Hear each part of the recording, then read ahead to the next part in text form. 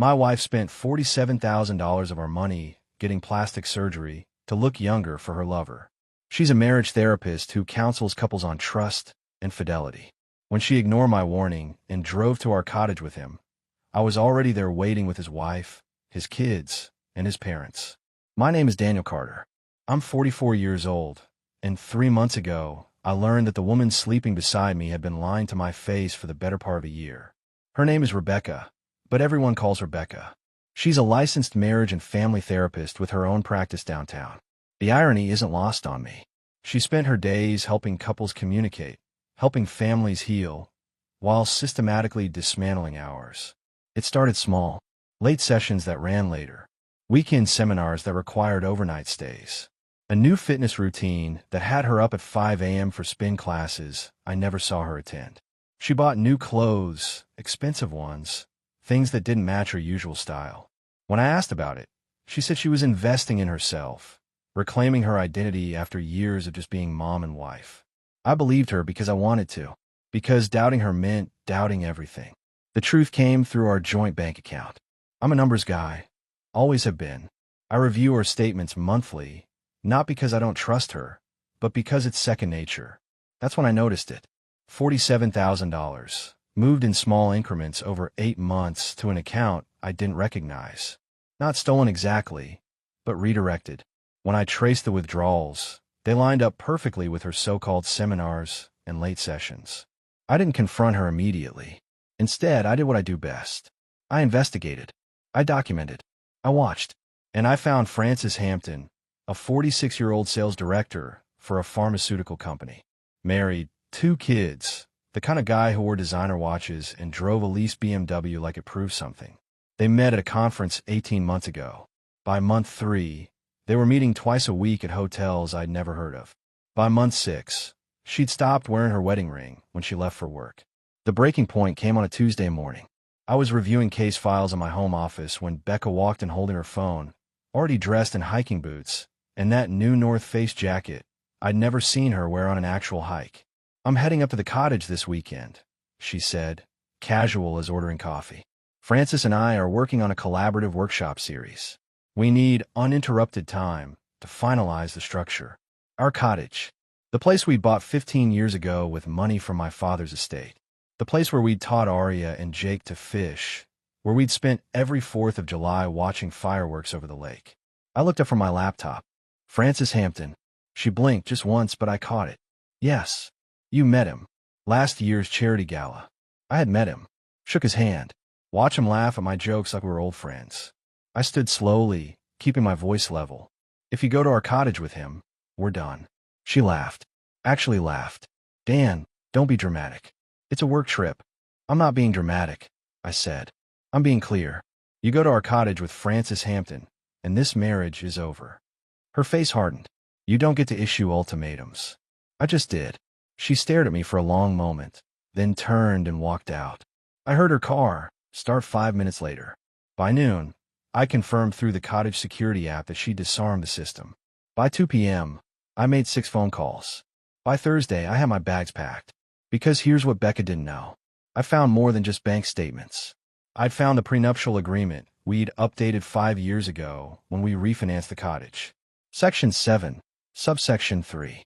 Infidelity clause with property reassignment triggered upon marital property misuse. Our lawyer had insisted on it. I thought it was overkill. I was wrong.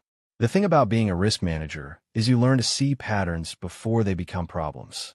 You analyze data points, cross-reference timelines, build models that predict behavior. I'd spent 20 years doing it for insurance claims. Turned out the same skills applied to tracking a cheating spouse. I started with the bank statements. $47,000 doesn't just disappear. It leaves a trail, and Becca's trail led straight to a clinic I'd never heard of. Radiance Medical Aesthetics on the north side of town. High-end place, the kind that doesn't list prices on their website because if you have to ask, you can't afford it. I called them Tuesday afternoon, pretending to be following up on my wife's appointment history for insurance purposes. The receptionist was helpful, probably too helpful. Mrs. Carter had been a valued client for 11 months. Botox, dermal fillers, laser skin resurfacing, a mini facelift last April. Total charges, $42,000. The remaining 5,000 went to a personal trainer and a boutique she'd been visiting monthly. She was trying to look younger. Not for me. For him.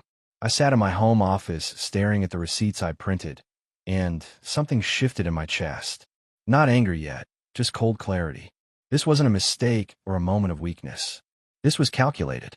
She'd been planning this, funding it with our money, restructuring herself for a man who already had a wife. My daughter Arya knocked on the doorframe. She was 16, tall like her mother, with my dark hair and her mother's sharp eyes. "Dad, you okay?" she asked quietly. I looked up. "Come in. Close the door." She did, moving carefully like she already knew something was wrong. Kids always know. "I need to tell you something," I said. "And I need you to keep it between us for now. Can you do that?" Arya nodded, sitting in the chair across from my desk. "Your mother is having an affair," I said simply. No point sugarcoating it. "With a man named Francis Hampton. They're planning to spend this weekend at our cottage." Her face went pale, but she didn't cry. "How long have you known?" 3 months. "I've been gathering evidence." "Does Jake know?" "Not yet. I'll tell him tomorrow." I paused. "This weekend, I need you both to come with me to the cottage. Your mother doesn't know we'll be there. Neither does Francis. But his wife and kids will be." Arya's eyes widened. "You're setting them up." "I'm revealing the truth," I corrected. "There's a difference." She was quiet for a moment, processing. Then she asked, "What do you need me to do?" "Just be there. Support your brother." "And Arya?" I met her eyes. "I know you're on social media. I know you have a large following. If you happen to document what happens this weekend, I won't stop you. But that's your choice." She understood immediately. "Instagram live. Only if you think it's appropriate," I said carefully. "I won't ask you to do it, but I won't tell you not to either." Arya stood, walked around the desk, and hugged me. "She's wrong, Dad. Whatever she told herself to justify this, she's wrong." After she left, I made more calls. Francis Hampton's wife, Elena, answered on the second ring. I told her everything. She listened without interrupting, and when I finished, she said simply, "What time should we arrive?" Francis's parents were harder to track down, but I managed. His father, a retired veteran, said he'd suspected something was off. They'd be there Saturday morning. Then I called Amanda, Becca's younger sister. She picked up cheerfully until I told her why I was calling. "You're lying," she said immediately. "Becca wouldn't." "She borrowed $15,000 from you 8 months ago," I said. "Told you it was for a business investment opportunity. Did she pay you back?" Silence. "Amanda, that money went to cosmetic procedures. Botox, fillers, surgery. She's been trying to look 20 instead of 42. For him." I heard her breathing change, anger replacing denial. "I want that money back."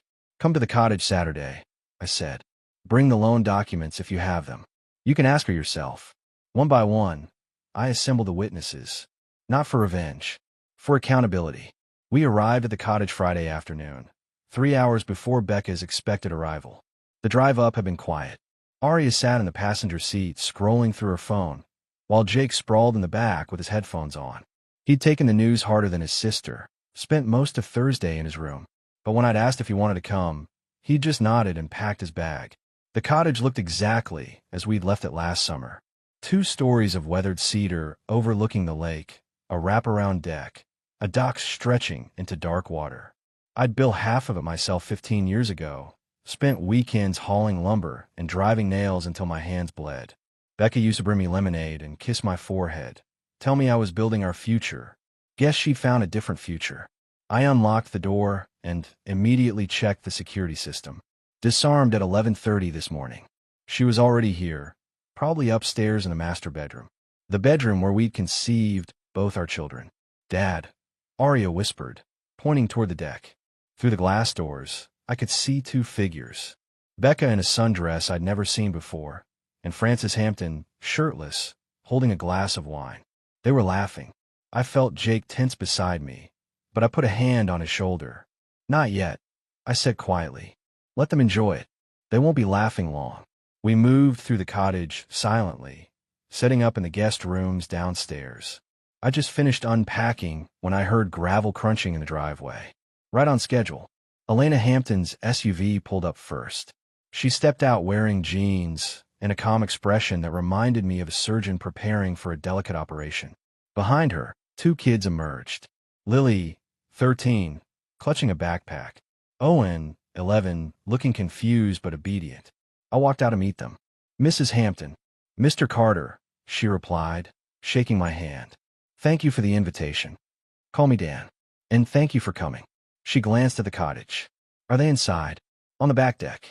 They don't know you're here yet. Elena smiled, but it didn't reach her eyes. Good. 20 minutes later, Francis's parents arrived. His father, a stern man in his 70s named Harold, parked his truck and surveyed the cottage like he was assessing enemy territory. His mother, Grace, looked sad but determined. I gathered everyone in the living room, while Beck and Francis remained oblivious outside. Arya had positioned herself by the front window, phone in hand. Here's how this works, I said, keeping my voice low. They think they have the place to themselves. In about 10 minutes, I'm going to walk out there and invite them inside for dinner. That's when they'll see all of you. Elena nodded. And then we have a conversation, I said. A very honest one. Harold Hampton spoke up, his voice gravelly. That boy of mine always thought he was smarter than everybody else. Time somebody showed him different. I checked my watch. Arya, Jake, stay with the Hamptons for now. When I wave, come out. I walked through the cottage toward the back deck, my heart steady despite everything. This was it, the moment I've been planning for weeks. I slid open the glass door. Becca turned, wine glass frozen halfway to her lips. Dan, what are you doing here? Francis scrambled to his feet, grabbing for his shirt. I live here, I said simply. Well, I own it anyway. Thought I'd come up for the weekend. Hope you don't mind. You can't just, Becca started. Actually, I can, I interrupted. It's my property. But don't worry, I brought company. Wanted to make it a real family gathering. I stepped aside and waved toward the house. That's when Elena Hampton walked out onto the deck, followed by her children. Then Francis's parents. Then Arya and Jake. Francis went white. Elena? Where are you? How did you? Hello, Francis, Elena said calmly. Surprised to see me? Becca's wine glass slipped from her fingers, shattering on the deck. She looked from Elena to me, to the children, standing in awkward silence. I warned you, I said quietly, meeting Becca's eyes. I told you exactly what would happen if you came here with him. I was already here, waiting, with his wife, his kids, and his family. The silence that followed could have swallowed sound itself. Nobody moved for what felt like an hour, but was probably 30 seconds. Becca stood frozen in her new sundress, pieces of shattered wine glass glittering around her bare feet. Francis had managed to pull his shirt on, but hadn't buttoned it, his hands shaking too badly. Elena Hampton broke the silence first. Well, she said pleasantly, since we're all here, we might as well eat. Dan mentioned something about grilling salmon. I nodded, grateful for her composure. Already marinating in the fridge. Should be ready in 20 minutes. I'll help with sides, Grace Hampton offered, Francis's mother moving past her son without looking at him. Becca found her voice, though it came out strangled. This is insane. You can't just ambush us like this. Ambush. Harold Hampton spoke from the doorway, his veteran's posture rigid. Son, you're sleeping with another man's wife in that man's house, and you think he's ambushing you? Francis opened his mouth, closed it, opened it again. Nothing came out. Everyone inside, I said, my tone leaving no room for argument. We're going to sit down like adults and have a conversation. Then we're going to have dinner. Then we're going to figure out what happens next. Arya appeared beside me, phone discreetly angled. She'd already started streaming. I could tell by the way she positioned herself. I caught Jake's eye and he moved closer to Lily and Owen Hampton, who looked lost. You okay? Jake asked them quietly. Owen shook his head. Lily just stared at her father with an expression that would haunt me later. We assembled in the living room. I'd arranged the furniture earlier so everyone had a seat, but no one could avoid eye contact. Beck and Francis ended up on the love seat, surrounded on 3 sides. Elena sat directly across from them, her children flanking her. I took the chair nearest the fireplace, Arya and Jake on the sofa to my right. Harold and Grace Hampton stood by the bookshelf, watching their son like disappointed gods. So, Elena began, her voice steady. How long has this been going on? Francis looked at the floor. Becca looked at me, like I might somehow save her. 18 months. I answered for them. They met at conference. By month 3, They were meeting twice a week. Hotels mostly. 3 different ones, rotating to avoid patterns. Becca's face flushed. How do you? Credit card statements, I said. Text message logs. Cloud backups. You forgot to turn off location sharing. Becca, I've known for 3 months. I just wanted to make sure I had everything before we had this conversation. You spied on me, she whispered. You stole from me. I counter, my voice still calm. $47,000 from our joint account over 8 months. Want to guess where it went? She didn't answer. Radiance Medical Aesthetics. I continued. Botox, fillers, laser treatments, a mini facelift last April. $42,000 trying to look younger. The other $5,000 went to a personal trainer and new clothes. Elena turned to Francis. You knew about this? He stammered. I didn't ask her to. You didn't have to ask, Elena interrupted. She did it for you. Spent her family's money trying to be 20 again instead of 42. That's dedication. Aria's phone was steady, capturing everything. I knew her followers were watching this unfold in real time. Hundreds of people, maybe thousands, seeing exactly what betrayal looked like when you dragged it into the light. Grace Hampton finally spoke, her voice soft but cutting. Rebecca, does your family know you're here? Becca looked up, confused by the question.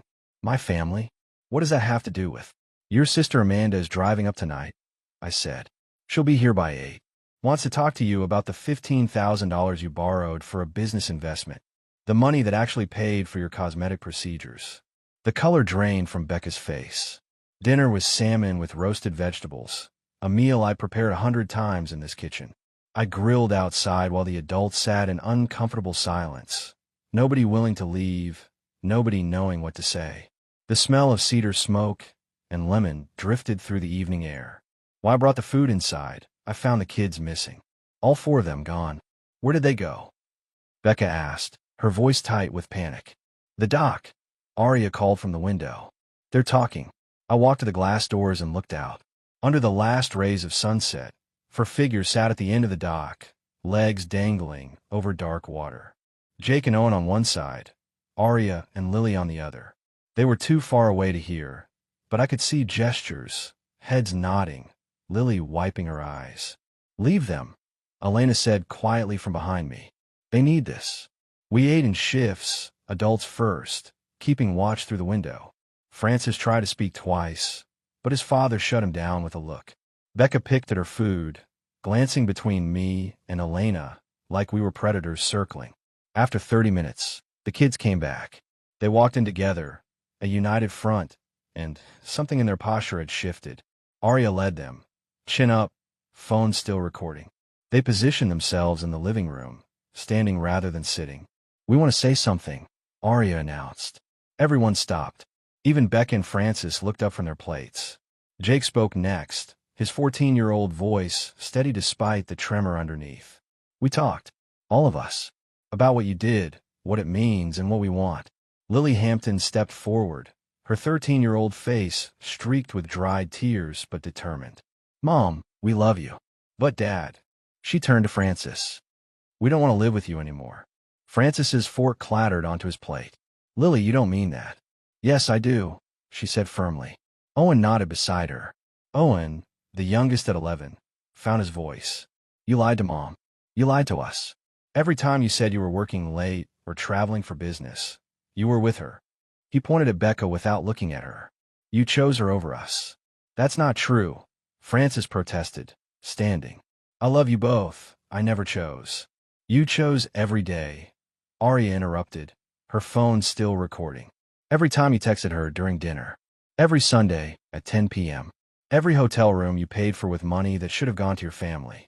Those were choices. Elena's hand went to her mouth, but she didn't cry. She just watched her children claim their truth. Jake turned to Becca. Mom, I've been thinking about this since Dad told me. Try and understand why you do this. I kept asking myself what we did wrong, what Dad did wrong, why we weren't enough. Jake, sweetie, you are enough, Becca said desperately. This has nothing to do with you and Aria. It has everything to do with us. Jake cut her off. You spent our college fund, making yourself look younger for him. You lied to us for 18 months. You brought him into our lives, our home, our family, and you pretended everything was fine. Becca opened her mouth, But Arya stepped forward. "We recorded everything tonight," my daughter said, holding up her phone. "The whole confrontation. It's been streaming live to my Instagram for the past 2 hours. 32,000 people have watched it. Your clients, your colleagues, your professional network, they've all seen what kind of therapist you really are." Becca's face went white. "You didn't. Arya, tell me you didn't." "I did," Arya said simply. "Because people deserve to know the truth. Your patients trust you with their marriages, their families, their deepest problems. They should know you can't even be honest in your own." That's a violation of my privacy," Becca stammered. "Like stealing $47,000 wasn't a violation of our family." Jake shot back. The 4 kids stood together, presenting a united front that neither Becca nor Francis could break through. In that moment, they looked older than their years, aged by betrayal but stronger for facing it together. Harold Hampton spoke from his chair, his veteran's voice carrying weight. "Son, you've lost your children's respect. That's something you can't buy back, can't apologize away. You'll spend the rest of your life trying to rebuild what you destroyed tonight." Francis sank back into his chair, his face buried in his hands. Elena stood, placing a hand on each of her children's shoulders. "Thank you," she said softly, "for being braver than your father." Amanda arrived at 8:30, her car's headlights sweeping across the cottage like a searchlight. I watched from the deck as Becca's younger sister stepped out, her expression somewhere between confusion and fury. She'd driven 3 hours, and I'd given her just enough information to ensure she'd come. "Where is she?" Amanda demanded as I opened the front door. "Living room," I said. "But Amanda, her parents are on their way too. Should be here within the hour." She stopped mid-stride. "You called Mom and Dad." "I called your father," I corrected. "Told him everything. He said they'd come immediately." Amanda's eyes widened. "This is going to destroy Mom." "Becca did that," I said quietly. "Not me." We walked inside together. Becca saw her sister and immediately stood, relief washing over her face. "Amanda, thank God. Tell them this is insane. Tell them Rob is having some kind of breakdown." "Where's my $15,000? Amanda interrupted. Becca froze. "What?" "The money I loaned you last year," Amanda continued, her voice hard. "For your certification course. The one that was supposed to help you expand your practice. Where is it?" "I told you, it's tied up in the investment." "Don't lie to me," Amanda said, pulling out her phone. "Rob sent me receipts. Eternal Youth Medical Aesthetics. Botox, fillers, laser treatments, a surgical facelift. You spent my money making yourself look younger for him." She pointed at Francis, who shrank under her gaze. "Amanda, I can explain," Becca tried. "Explain what? That you lied to your sister? That you stole from your husband? That you abandoned your children for an affair?" Amanda's voice broke. "I defended you, Becca. When people gossiped about how much time you spent with clients, when neighbors asked why you were never home, I defended you. And the whole time, you were doing this." Before Becca could respond, headlights flooded the driveway again. 2 cars this time. Richard and Patricia Hartwell climbed out of the first, Becca's parents looking aged and exhausted. Patricia rushed inside first, going straight for Becca. "Baby, what's happening?" Richard said something terrible, but I told him it couldn't be true. "It's true," Richard said heavily, following his wife inside. He looked at me first, then at his daughter. "All of it." Patricia's face crumpled. "Becca, no. Please tell me you didn't." "Mom, I can explain everything," Becca started, her voice desperate. "It's not what it looks like. It looks like you destroyed your marriage," Richard said bluntly. "It looks like you spent your family's money on another man. It looks like you lied to everyone who trusted you." He turned to me. "Dan, I'm sorry. I'm so damn sorry." "Dad, you don't understand," Becca pleaded. "Dan and we've been distant for years. He's always working, never home. I work to provide for this family," I said calmly. "To pay for this cottage, for the kids' school, for your practice startup costs. I worked so you could build the career you wanted." Richard looked at his daughter with disappointment, so profound it was painful to witness. "Your mother and I have been married 43 years. There were times I wanted to quit, times she wanted to quit, times we were so angry we couldn't speak. But we never betrayed each other. We never broke our vows." "Richard, please," Patricia begged, reaching for his arm. "We need to support our daughter." "Support her in what?" Richard pulled away. "In adultery? In theft. In destroying her children's trust. He shook his head. No, Patricia. I won't do it. Patricia stared at her husband. What are you saying? I'm saying I'm done, Richard said quietly.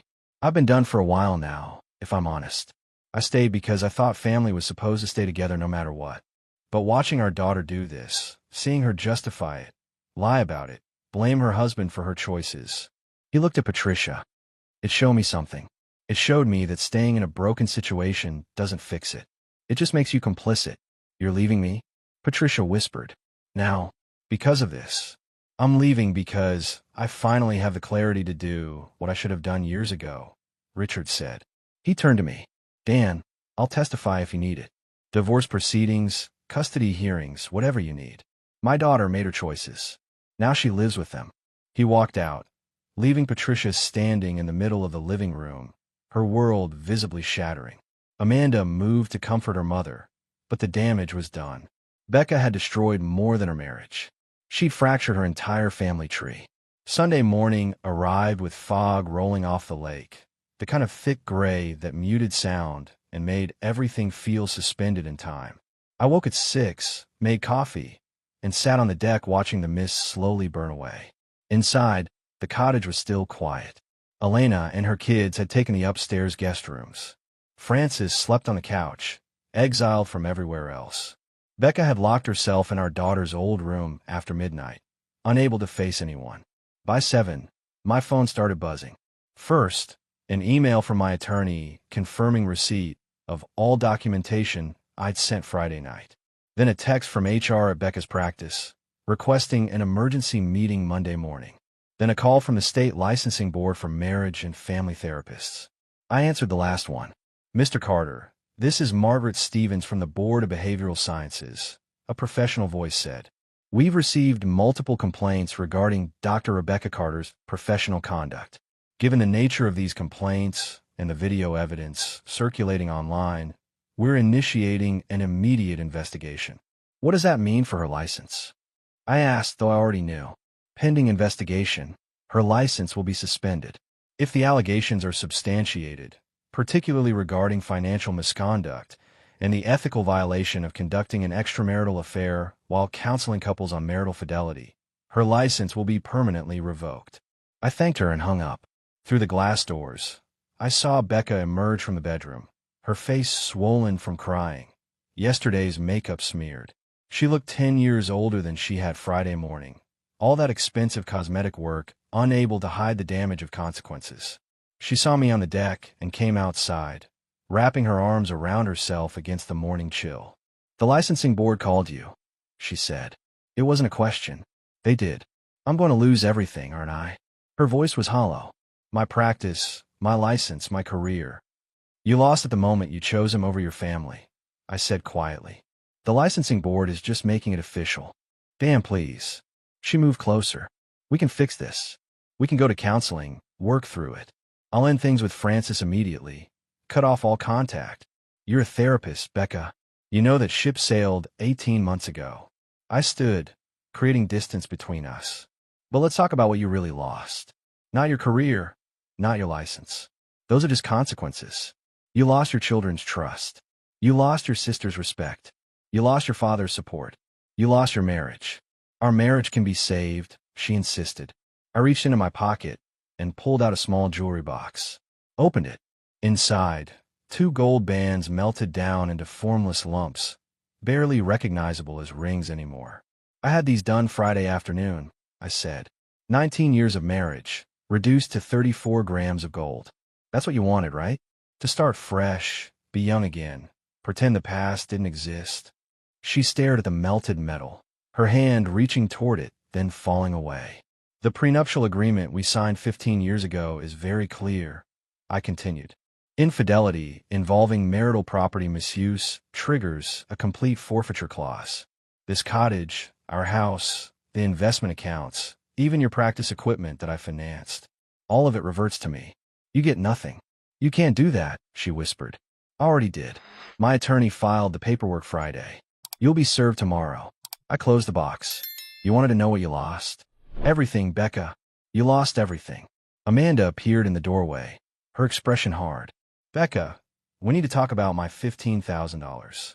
I don't have it, Becca said automatically. Then you'll pay me back in installments, Amanda said. I already contacted an attorney. You'll be hearing from them about a payment plan, and if you don't comply, I'll file a civil suit. Family or not, I want my money back. Becca looked between us, trapped.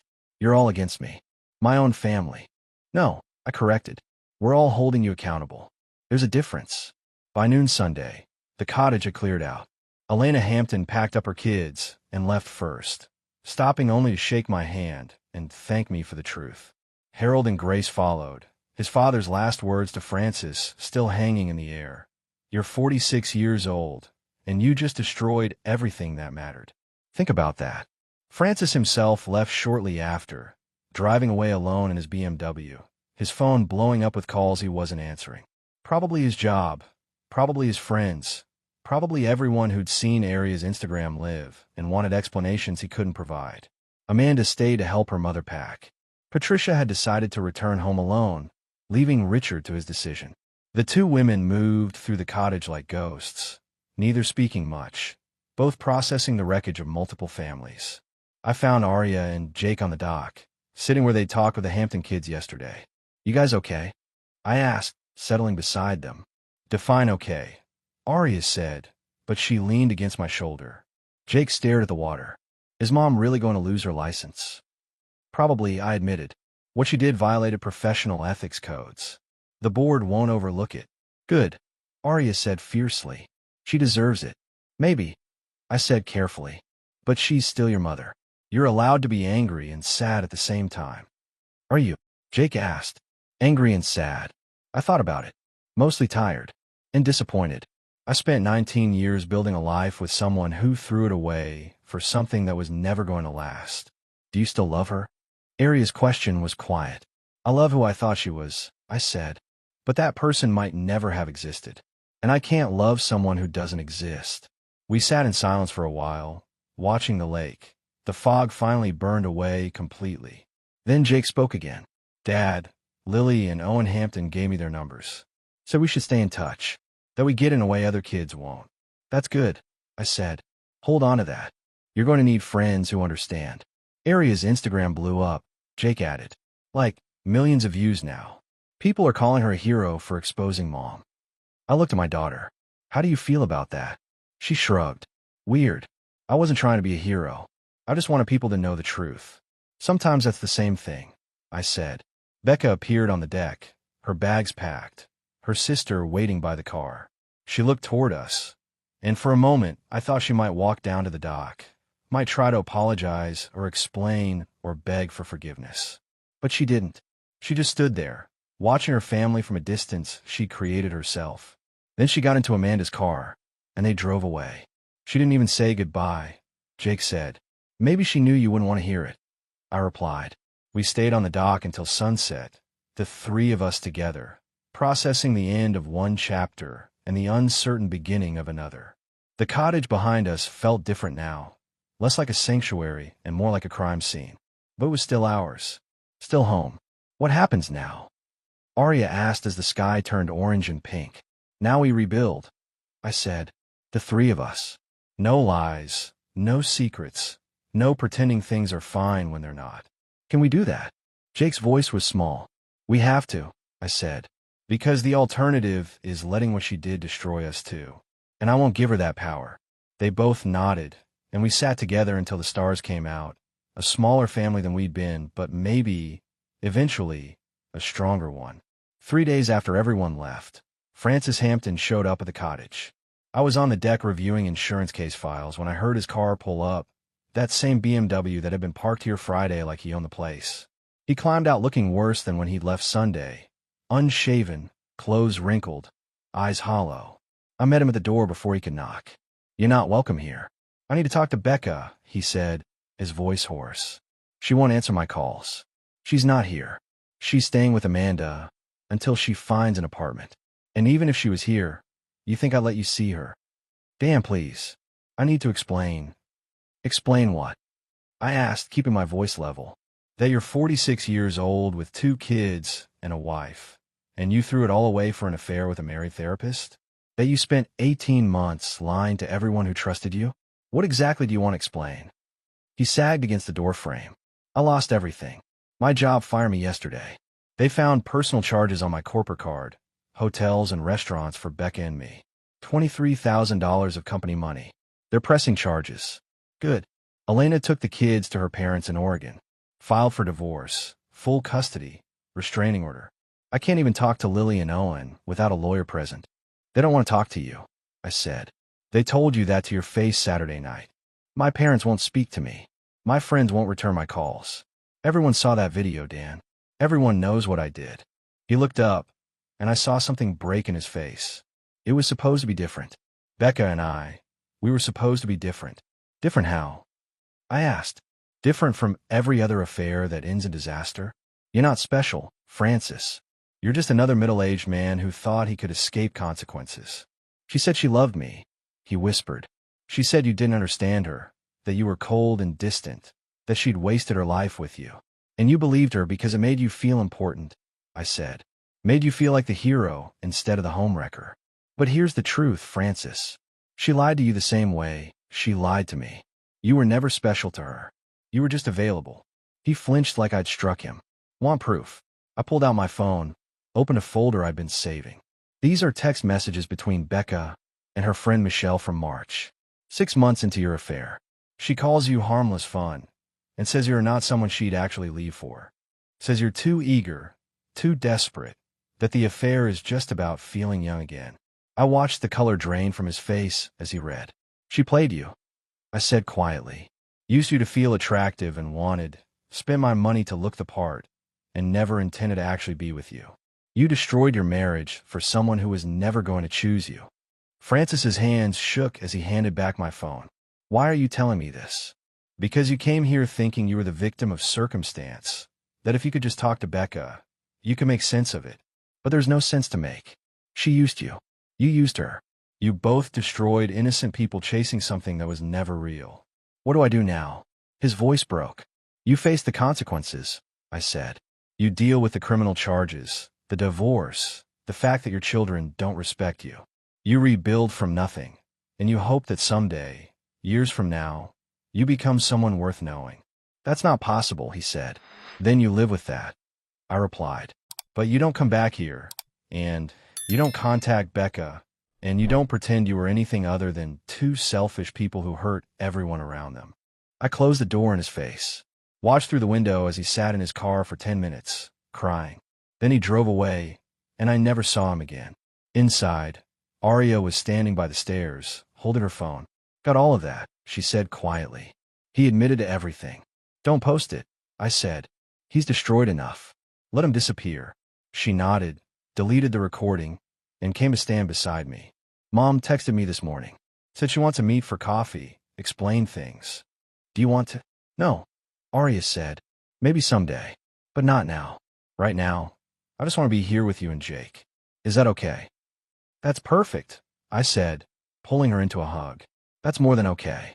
For months later, the cottage looked different. Fresh paint on the deck, new furniture in the living room, photographs of just the three of us replacing the family portraits that had included Becca. Aria was starting her senior year. Jake was settling into high school, and I was learning how to be a single father who didn't have to pretend everything was fine. The divorce had finalized in September. Becca got her personal belongings and her car, nothing else. The prenuptial agreement held up perfectly in court, the judge noting that financial fraud and asset misuse during infidelity triggered the forfeiture clause without ambiguity. She'd lost her therapy license permanently, her practice closed, her professional reputation destroyed by the viral video that still circulated online as a cautionary tale. She was working as a receptionist at a dental office now, living in a studio apartment 40 miles away. Amanda made her sign a payment plan for the $15,500 a month for 30 months. Every payment was a reminder of what she'd done. I heard through mutual friends that Francis's criminal trial was pending, that Elena had remarried already, that his kids had legally changed their last names to their mother's maiden name. He'd become a ghost, erased from the lives he'd destroyed. As for me, I was sitting on the dock on a Saturday afternoon in October, watching the autumn sun turn the lake golden, when Elena Hampton's voice came from behind me. understand? Hope I'm not intruding. I turned, surprised. She looked different than I remembered, lighter somehow, like she'd shed a weight. Elena, what are you doing here? In the area of visiting friends, she said. Thought I'd stop by, see how you were doing. Hope that's okay. Of course. I gestured to the spot beside me. How are the kids? Good. Really good, actually. They're in a new school in Portland, making friends, getting therapy. Lily's talking about college already.